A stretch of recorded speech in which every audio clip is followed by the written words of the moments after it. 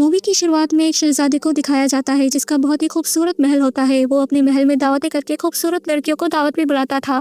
एक रात दावत के बीच में एक भयानक सा तूफान आता है। उस तूफान से बचने के लिए एक बूढ़ी औरत उस महल में आ जाती है।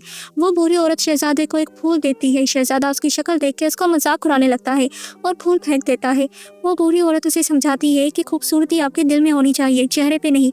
तब अचानक से वो बूढ़ी औरत एक खूबसूरत लड़की बन जाती है। हकीकत में वो एक जादूगरनी होती है जो कि महल में ये देखने आती है कि शहजादे का दिल कैसा है। वो जादूगरनी शहजादे को एक बीस्ट बना देती है और जो महल में लोग होते हैं उन पे भी जादू करती है। जो गुलाब जादूगरनी ने शहजादे को पेश किया था वो एक जादुई गुलाब था। अगर उस गुलाब की आखिरी पंखुड़ी गिरने से पहले शहजादा किसी से मोहब्बत करना सीख जाए और बदले में उससे भी कोई मोहब्बत करे तो उस पर किए गए जादू का असर खत्म हो जाएगा।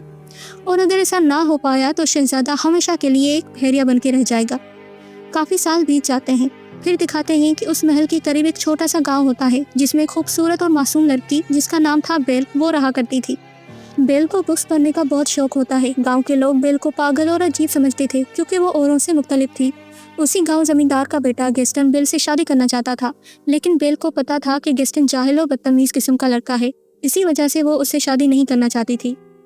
बेल का बाबा फैंसी चीजें बनाकर उनको शहर में जाके बेच देता था। जब उसका बाबा शहर जाता तो बेल उसे एक गुलाब लाने को कहती है। बेल के बाबा घोड़े पे बैठ के जंगल के रास्ते से निकल जाता है, लेकिन इस बार वो रास्ता भटक जाता है। भटककर ऐसी जगह आ जाता है जहाँ उसे जंगल के भेड़िए घेर लेते हैं, पर उसका घोड़ा उसे बचा के उसे बरसों साल पुराने महल में ले आता है जहाँ पे जादूगरनी ने जादू करके महल के लोगों को चीजों में बदल दिया था जो चल और बोल सकते थे। बेल के बाबा ठंड से बचने के लिए अंदर महल में चला आता है, पर उसे वहाँ कोई दिखाई नहीं देता। डाइनिंग टेबल पे खाना देख के वो बहुत खुश होता है। फिर उसे चिप नाम का लड़का बातें करने लगता है जिसको जादूगरनी ने चाय के प्याले में बदल दिया था। बेल के बाबा उसे देखकर डर के भाग जाते हैं वहाँ से। वो बाहर आके अपना घोड़ा लेके जाने लगता है तो उसकी नज़र गुलाब पे पड़ती है। वो उसे जैसे ही तोड़ता है उसके सामने वो बीस्ट आ जाता है। बीस्ट उसे कैद कर लेता है। ये देख के बेल के बाबा का घोड़ा भागकर बेल के पास पहुंच जाता है। जब बेल घोड़े को देखती है तो समझ जाती है कि उसका बाबा किसी मुश्किल में है। बेल घोड़े से बोलती है, मुझे बाबा की तरफ ले चलो। बेल वहाँ चली जाती है। बेल अपने साथ एक लकड़ी ले जाती है। महल के अंदर सन्नाटा होता है।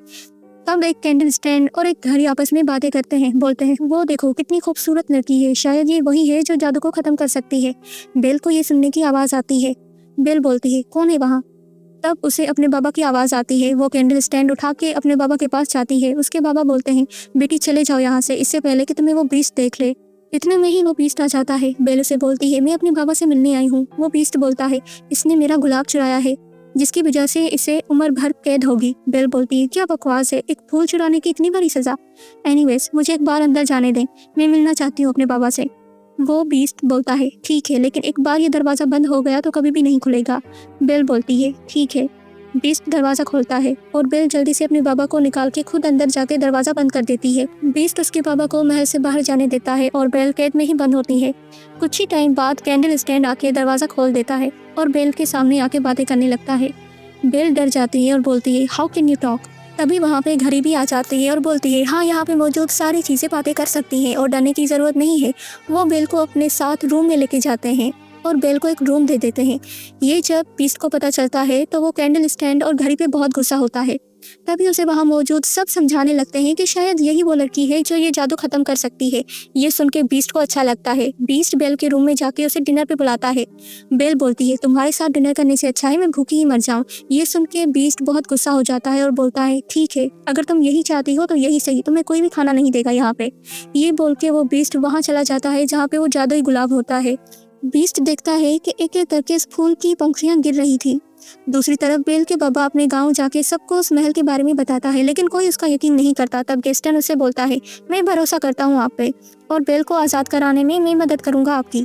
यहाँ पे हम महल की सारी चीज़ों को देखते हैं जो बेल के लिए खाना तैयार कर रहे होते हैं और बेल की मेहमान नवाजी के लिए उसे खाने पे बुलाते हैं।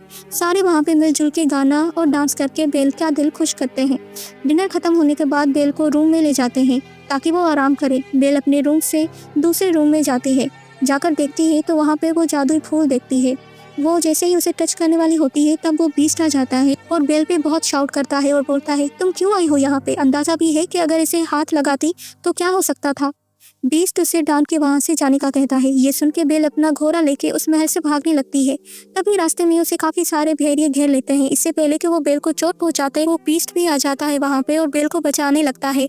वो सारे भेड़िए बीस्ट को घेर लेते हैं, लेकिन लास्ट में वो बीस्ट उनको खामोश करवा देता है और सब भेड़िए भाग जाते हैं वहाँ से। इस सब में बीस्ट भी घायल हो जाता है। ये देख के बेल उसे महल में ले जाती है और उसकी देखभाल करती है। ये देख के महल में मौजूद सारी चीजें खुश होने लगती हैं और उनके अंदर एक उम्मीद जागती है। यहाँ पे दिखाते हैं कि बेल के बाबा और गेस्टन जंगल आ जाते हैं, लेकिन उनको कोई महल दिखाई नहीं देता। गेस्टन ये देख के गुस्सा हो जाता है और बोलता है, मैंने गलती कर दी यहाँ पे भरोसा करके। यहाँ पे तो ना बीस्ट है और ना ही उसका महल। बातों बातों में गेस्टन ये बोल देता है कि मैं बेल से शादी करूंगा। ये सुन के बेल के बाबा बोलते हैं, मेरे होते हुए ऐसा नहीं हो सकेगा कभी भी। इस बात से गेस्टन काफी गुस्सा हो जाता है और बेल के बाबा को मारने लगता है। फिर उसे एक पेड़ से बांध के वहाँ से चला जाता है। लेकिन सुबह होते ही गांव की लड़की जिसे गांव से निकाला गया था, वो बेल के बाबा को वहां से छुड़ा लेती है और अपने साथ ले जाती है। यहाँ पे सुबह होते ही बीस्ट बेटर फील करने लगता है। बेल उसे कहानियां सुनाती है। बीस्ट बोलता है, क्या तुम्हें पढ़ना आता है? बेल बोलती है, हाँ मुझे कहानियां पढ़ना अच्छा लगता है। बीस्ट उसे अपनी लाइब्रेरी विजिट करवाता है। बुक्स देख के बेल बहुत खुश होती है। बीस्ट उसे बोलता है, अगर तुम चाहो तो यहाँ रह सकती हो, बल्कि ऐसा ही समझो कि ये अब से तुम्हारा हुआ। बेल बहुत ज्यादा खुश हो जाती है। धीरे धीरे बेल और बीस्ट की दोस्ती हो जाती है। वो साथ में वक्त बिताने लगते हैं। फिर बीस्ट उसे एक जादू वाली किताब दिखाता है और बोलता है, इस किताब को टच करके तुम पास्ट के किसी भी वक्त में जा सकती हो। बेल बोलती है, मैं पास्ट के उस वक्त में जाना चाहती हूँ जब मैं अपनी माँ से अलग हुई थी।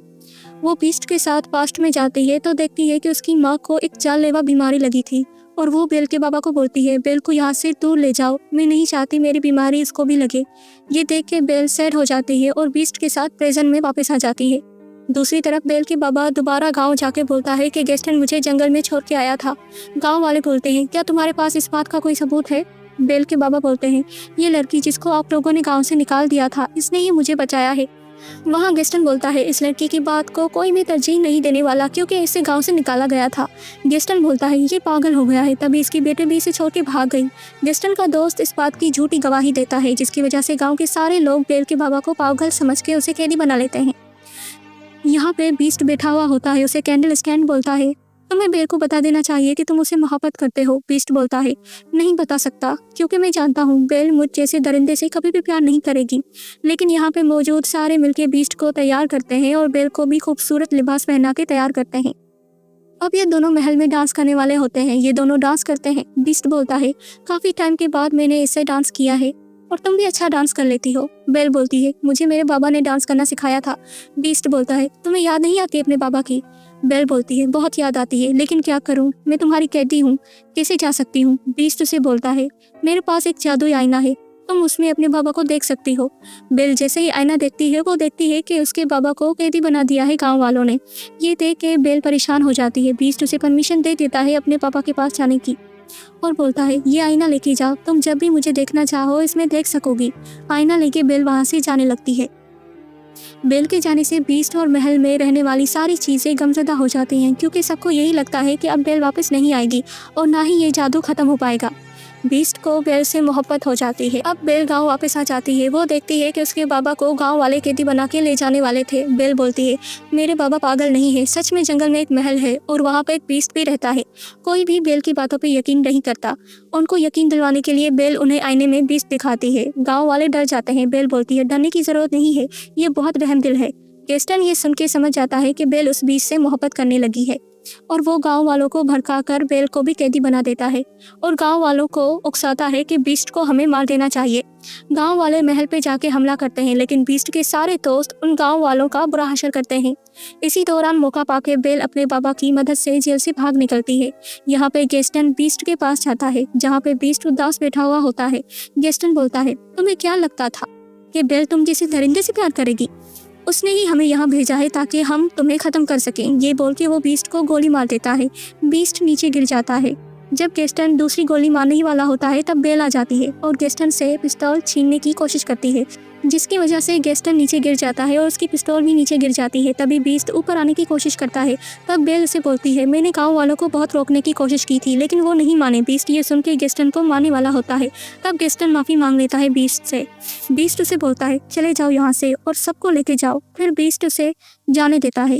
वो जैसे ही बेल के पास आता है गेस्टन उसे गोली मार देता है। बीस्ट नीचे गिर जाता है। जिस जगह से गेस्टन गोली मारता है वो जगह भी गिर जाती है और गेस्टन मर जाता है। जहाँ पे बीस्ट अपनी आखिरी सांसें ले रहा होता है, बेल उसे बोलती है, मैं तुम्हें कभी भी छोड़ के नहीं जाऊंगी। बीस्ट बोलता है, अब मेरे मरने का वक्त आ गया है। उसी वक्त गुलाब की आखिरी पंखुड़ी भी गिर जाती है और बीस्ट मर जाता है और उसके जो साथी थे वो भी सारे खामोश होकर बेजान हो जाते हैं। बेल बीस्ट को बोलती है, आई लव यू, और उसे किस करती है। तभी वो लड़की जिसको गाँव वालों ने निकाल दिया था, जिसने बेल के बाबा की जान बचाई थी, वो दरअसल वही जादूगरनी होती है जिसने शहजादे को बददुआ दी थी। उसे पता चल जाता है कि बेल उसे प्यार करती है और बीस्ट भी उसे प्यार करता था। तब वो अपनी बददुआ वापस ले लेती है। इससे वो जादू टूट जाता है और बीस्ट वापस से एक जवान शहजादा बन जाता है। बेल उसे देख के बहुत खुश होती है।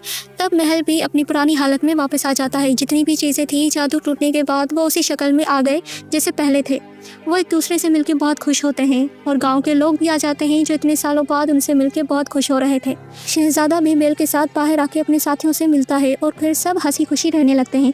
इसी के साथ ये दिलचस्प कहानी खत्म होती है।